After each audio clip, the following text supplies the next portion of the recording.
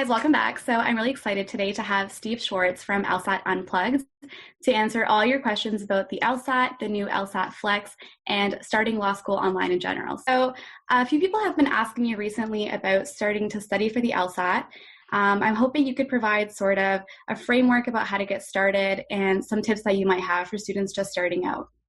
Yeah, I definitely can. This is something I've thought a lot about. And so the reason I have is that back when I was studying for the LSAT myself, I made a lot of mistakes. I started taking exam after exam. My scores were stuck in the low 150s and they just would not go up. And so over the course of several years, I've put together a different framework, which is the one I wish I would have done, that I call the LASER approach to LSAT studying. And LASER is an acronym standing for Learning, Accuracy, Sections, Exams, and Review.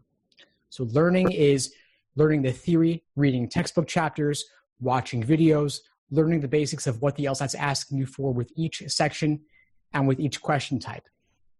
A is for accuracy, doing individual questions by type to better understand the proper perspective from which to view each. S is for sections, doing timed 35-minute sections. E is for exams and endurance, and R is for review. So that's the framework. I call it the LASER approach. It's a really great way to look at it. So I think one of the things that is on students' minds is with so many resources out there, how do you know which resources to get started with? With so many videos, so many different companies offering different prep resources, how do you know sort of what the best way to start is? Well, I actually put together study schedules using this framework to remove all the guesswork about what to do so you don't waste any time. You can jump right into it. They're super specific, laying out what to do every single day over the course of your prep, which resources to use for free, like articles on my site or videos on my YouTube channel, and then specifically which LSAT problems to complete afterwards. So you know exactly what to do every single day, whether you're taking the LSAT in 1 month or 6 months. That's really helpful. I know one of my biggest struggles was definitely learning how to get organized and knowing sort of what to do each day, because I think the strategy that I took that I wish I could go back and change is sort of learning each section for weeks on a time and just focusing on that section. And I wish I had sort of incorporated all the sections into my study plan all at once. I think that could have been a bit more effective. So what are your thoughts on that? It's a good question. I mean, there's definitely debate as to whether it's better to focus on one section exclusively or do a mix. I definitely agree with you that a mix is better because you can get bored and stale doing the same thing over and over without mixing in the other ones, and you don't want to get rusty as well. So I'd say with my plans, for example, I'll have you start with games, but then add in logical reasoning while still mixing in games that you've done before so that you're not getting rusty on the games, but you're also adding in something new. So I like the idea of mixing it up.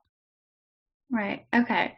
So I feel like everybody sort of hits sort of a plateau at some point throughout their studying. They see lots of improvement for several weeks at a time, and then you just can't get out of that plateau that you're hitting. So what do you suggest for students that really want to see their score increasing and they can't really figure out what they're doing wrong or how to change their approach?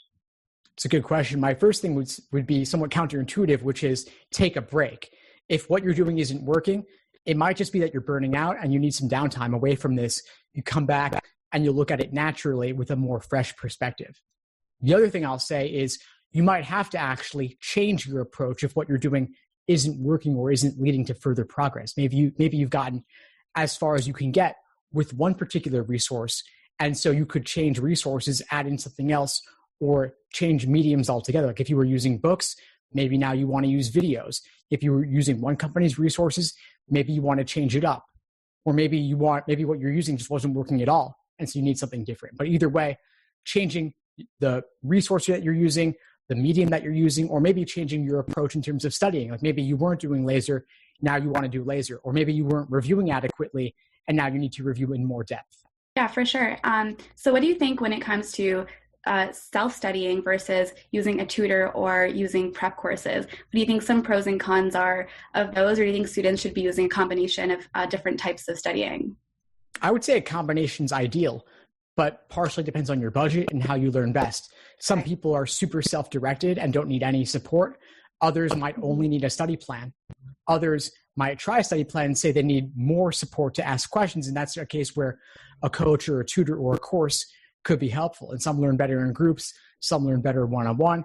I try out different things and see what works best for you and what works best for your budget as well. And also look at samples beforehand to make sure that you like the style of the person you'll be working with? Yeah, for sure. I think the first time that I wrote the LSAT, I took the self-study approach. So I just sort of bought a bunch of LSAT books and focused on watching YouTube videos, trying to understand my own mistakes. And the second time around, I decided to get her to see if I could bump up my score. And I think just having that accountability really helped me with my study plan, because I knew at the end of the week, there was going to be somebody there who was going to see my progress. So when it came to making plans and getting so distracted while I was studying, I think that was a big help for me in terms of knowing I was accountable to somebody. So I think that was helpful in terms of studying. But I personally did not take a organized prep course. I heard pros and cons about it in terms of just everybody learning at a different speed. So, if you had already known certain things and you're sort of waiting for other people to catch up, that could be a waste of your own study time or moving slower than the rest of the class. So what would your experience with organized prep courses be? That's a really good point. Yeah, I agree with you that when they're trying to cater to the middle of the group, a lot of people get left out. And so that's part of why a course may not be for everybody. That was definitely a problem with the in-person classes, which nobody's offering now due to quarantine. And so actually, like my courses are online, for example, and what I'll have students do is I'll have them watch the on-demand videos to build the foundation, and then they can join the live classes already knowing a lot of the basics. And also, I do what I call group coaching, which is a bit of a different format than most classes, where we're actually having students direct the class, where students are guiding the curriculum, where I'm crafting what we cover based on the actual questions of the students. So they can watch the videos for the explanations, but then bring the bigger, deeper issues into class, kind of like a flipped classroom model. Yeah, I feel like that could definitely cater to different learning style. That's awesome. So in terms of studying for the LSAT Flex and the normal digital LSAT, do you think that students should be studying in a different method? Because the normal LSAT with the 5 sections and then the writing sample, that's more of like a marathon. It's more of an endurance. And a lot of it is making sure that you're focused for a long period of time. So do you think that the LSAT Flex, with just the 3 sections now, you should be approaching studying a little bit differently in any way?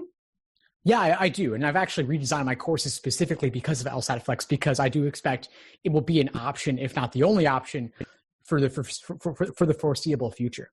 So what I would say is the content has not changed. So games, reasoning, reading comp, all of that remains the same. But simulating test day is a big part of where things change. So you're doing, as you said, 3 sections, not 5. Big difference. This is not a marathon. This is more of a sprint, which means that you've got to be ready to go the second the exam starts. So do some warm-up questions before you're actually opening up the proper use software. And I would always recommend in the past doing a warm-up, but now it's especially important because every question counts more. The other thing I'll say is that logical reasoning, which used to be about half the exam, is now only about 1/3 of the exam. And so you're studying up to exam day, you'd probably want to spend less time on LR than in the past and relatively more time on logic games and reading comprehension, since that's how the exam itself is going to weigh those things. But most other things actually don't change a whole lot. Like the content, the ordering games, grouping games, all of that's still there. I think the biggest shift is definitely having only 1 section of logical reasoning. I got super unlucky on one of the LSATs I did, and one of my experimentals was logical reasoning as well. So I ended up having 3 sections, and that LSAT was super hard for me because I think it's the thing that you try to focus on the most when you're studying, because you know it's going to take up half your exam. And then I had no idea which sections were going to be marked for me. But I think one of the benefits of the LSAT Flex is knowing that every section you're doing is marked. So would you say that that's sort of easier in a way, that this exam format's like that?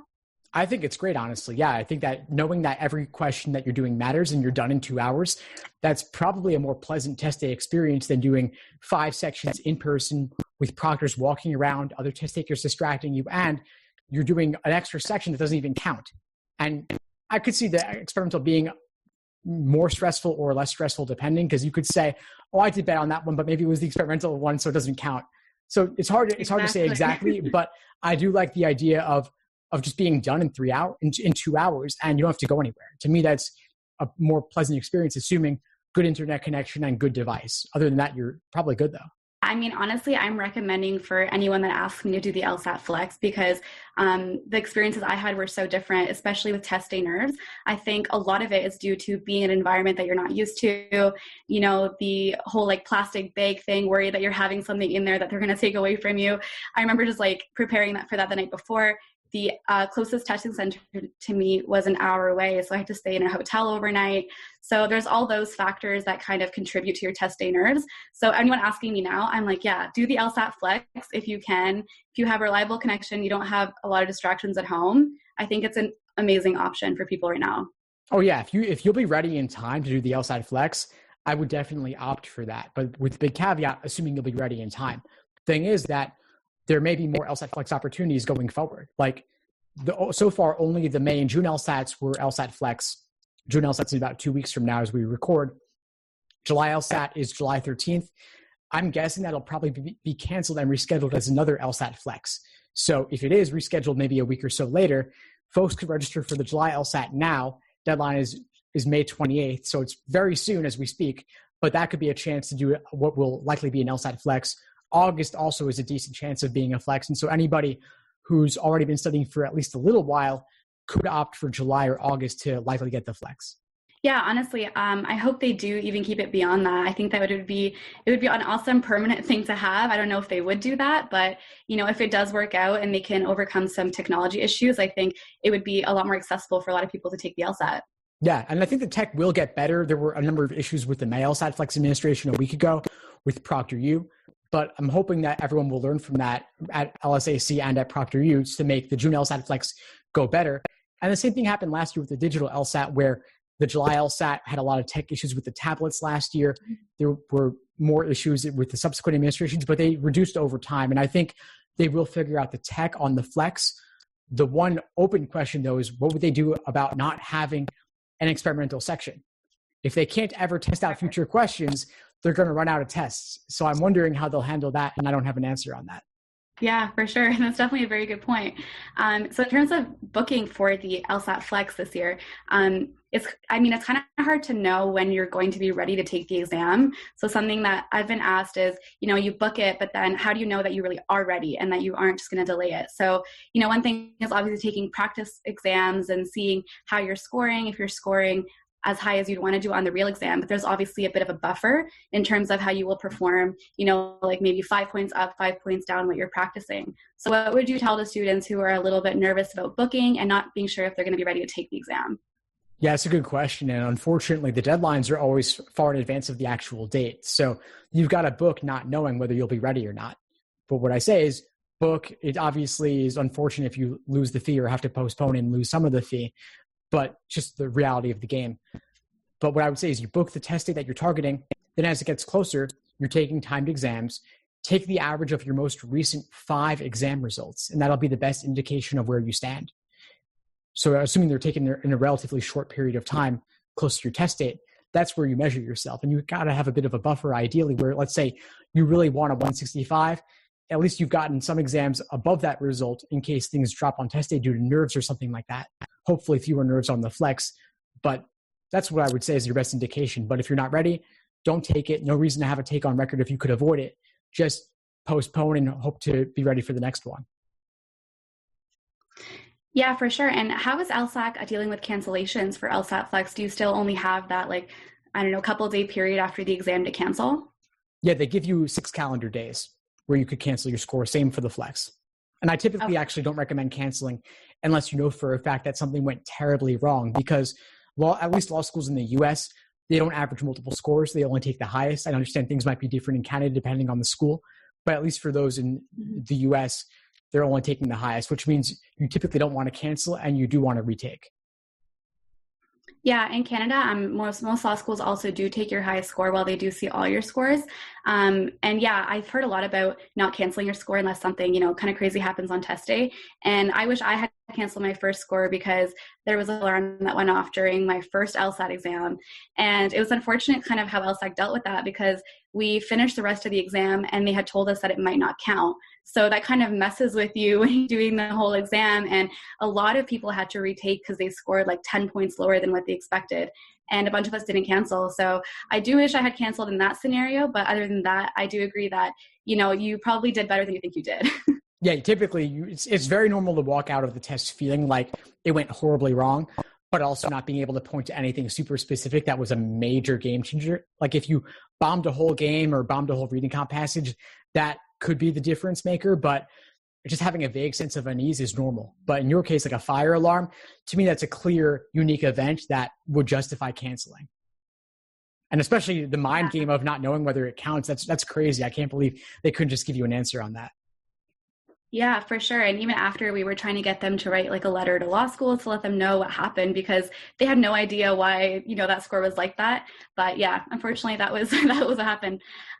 In terms of like fairness, because there are people applying for this law school cycle who have written LSATs, digital LSATs, and the LSAT Flex. So do you think that law schools really have a good way of comparing all those different scores with the different testing methods in this sort of transition period? They're doing the best they can, which is simply to treat them all the same. And obviously, 3 sections at home is not the same as 5 sections in person, but you have the added stress of just the general pandemic situation and taking a new format. So it all kind of cancels out. It's all a wash, essentially, at least for law schools. Right. They're treating the results of Flex the same as in person. Obviously, you might prefer one over the other, but it is what it is, just the best anybody can do these days. So they will treat it all the same. And if you don't get the score you want, because it's the Flex, I mean, you can have whatever valid reason you have to use as a excuse for not doing well, but ultimately schools will just say retake. Nothing substitutes for the number itself. You could write an addendum, but retaking is really what's going to make the difference for you if your numbers aren't where you want them to be. Right, absolutely. Well, looking forward to the fall, I think schools are starting to try and decide what they're going to be doing, how they're going to be delivering curriculum for first years or upper years. So I don't know, maybe we could discuss some pros and cons about decisions law schools might make for the fall. Yeah, sure. I mean, well, I guess the biggest options are online only, in-person only, or a mix. I mean, how are you feeling about it? What are you looking towards for the fall? I mean, it's definitely not the experience I thought I was going to have going in, but, everyone's in the same boat right now. The school I'm going to, Western in London, Ontario, they have sort of proposed a hybrid model. They've proposed having just first years be in person so that they could, have the correct space assessment for the building and have upper years be online. So nothing is for sure yet. Which obviously proposes a bit of a complication for finding rent, people that are moving, coming out of province. So yeah, everything's a little bit up in the air right now. I think there are some pros and cons of both. I mean, it depends on your living situation as well. Some people might find that very distracting, and that might really affect how your performance in school. And other people might be so happy to not have to get dressed and have to go to class. So, I mean, I think everyone's going to experience it in a very different way. So I hope I hope that they can account for that somehow. But, it's a very difficult situation right now, not knowing. Yeah, it's pretty tricky. I mean, this is so unprecedented to not know what's going to happen just a few months from now. And they may not even know in early August what's going to be happening in late August. And so things like renting a place to live, I could see being very tricky, since obviously landlords need certainty and students need certainty about where they're going to be. So I'm hoping that at least the fact that everyone's in the same boat makes it somewhat more manageable, because nobody has an advantage. But yeah, that's tough. I understand, at least from schools in the US, that they are doing a lot to replicate the online situation as much as possible if they have to go down that road. And I would imagine that Canadian schools are doing the same in terms of like Zoom classes and such. Yeah, and obviously an additional obstacle is international students. So, imagine having to wake up at like 3 o'clock or 4 o'clock in the morning for an exam. So there's obviously that obstacle with online learning. And I mean, somebody's going to be affected at some point. So I guess we'll just have to see how it turns out. Yeah, exactly. Not much more we can know other than that at the moment, but I'm hoping that at least professors got a chance to learn from the spring semester about how to handle things like online classes for the fall, and to experiment with different techniques like Zoom meetings versus webinars versus breakout rooms. There's a lot of tools available that could make for a more interactive experience and foster communication between students, because you want to have that experience with your classmates that's so fundamental to 1L especially.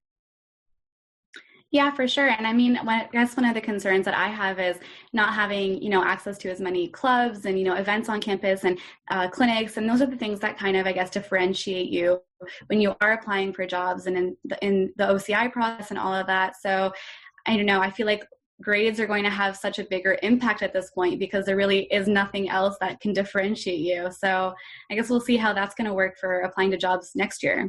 Yeah, certainly. But one thing I'll add that I heard from a professor is that, if anything, like doing well under these conditions demonstrates a certain resiliency that is impressive.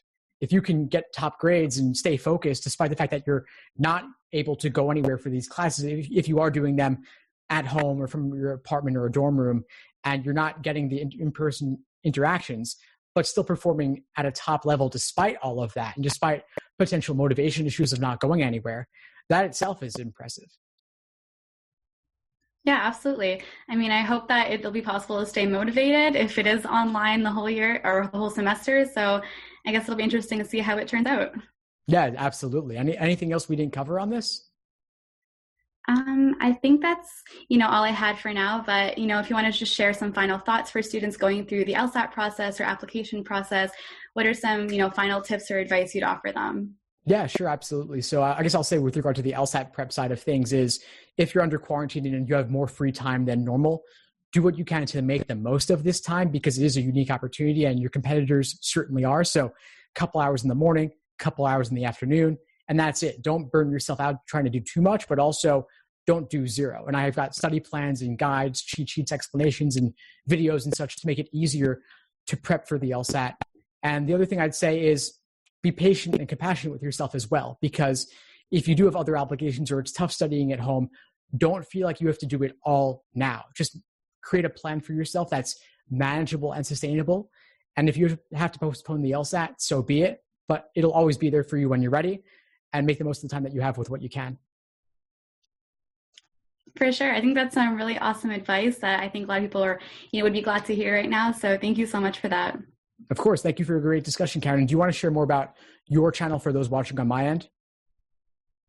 Yeah, for sure. So if you guys want to follow me on Instagram, it's at Gavels and Glam on Instagram and YouTube. So it's a platform where I'm sort of combining a bunch of my different passions, hoping to document my law school journey, wanting to inspire people to consider law school, or offering tips and advice for studying for the LSAT, study tips, and especially motivation during this time. So if you guys want to join me on there, I'd really appreciate your support. Fantastic, Karen. And folks can find me, Steve Schwartz, over at the LSAT blog, as well as the LSAT Unplugged YouTube channel and podcast. Also got a Facebook group and an Instagram, putting out tons of information every day regarding the LSAT Flex and other recent changes as things unfold. Thanks so much, Steve. That's awesome. Thanks for tuning into the show. Please subscribe if you haven't done so already to be notified of new episodes as I release them. And feel free to reach out if you need anything at all as you move forward with your prep. I'm happy to help however I can. In the meantime, I'll wish you all the best and take care.